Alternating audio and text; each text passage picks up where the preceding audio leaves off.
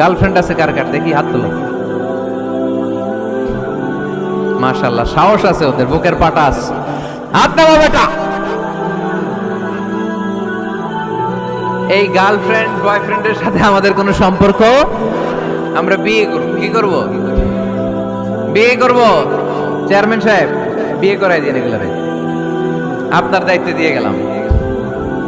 এই girlfriend boyfriend এগুলো ইসলামের কালচার নয়। বিয়ের চেয়ে ভালো কাজ পৃথিবীতে হতে পারে। বিয়ে করতে গেলে বাপে বলে আগে নিজের পায়ে দাঁড়া। তো এতদিন ও কার পায়ে দাঁড়াইছে? ছেলে মেয়েদেরকে সাহস দেন, ছেলেও পড়বে। ওই যে একজন চিল্লান দিয়ে উঠছে, ওর কমন পড়ছে, কমন পড়ছে। মাশাআল্লাহ। গার্ডিয়ানরা যারা আছেন ওদের দুঃখ কষ্ট একটু বুঝছেন আপনারা, মিলাই দিয়েন ওদেরকে, বিয়ের পিড়িতে বসায় দিয়েন। বিয়েতে কল্যাণ, বিয়েতে বরকত। বিয়ের মতো ভালো কাজ হতে পারে না। সব নবীরা বিয়ে করেছেন।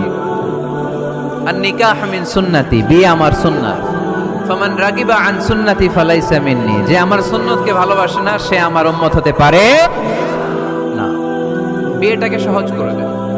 যেই সমাজে বিয়ে সহজ ওই সমাজে জিনা কঠিন, তাই না? যেই সমাজে জিনা সহজ ওই সমাজে বিয়ে কঠিন। আমাদের সমাজে জিনা করা সহজ, বিয়ে করতে লাগে 10 লাখ, জিনা করতে লাগে 1000। ঠিক কি না?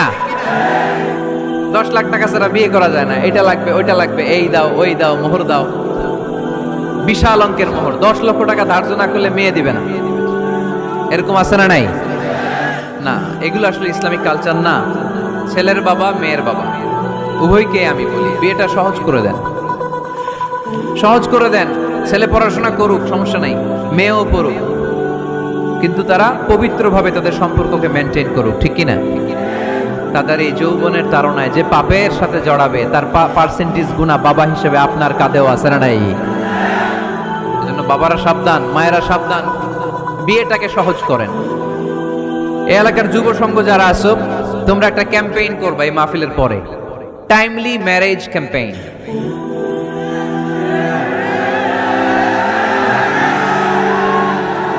Timely marriage campaign.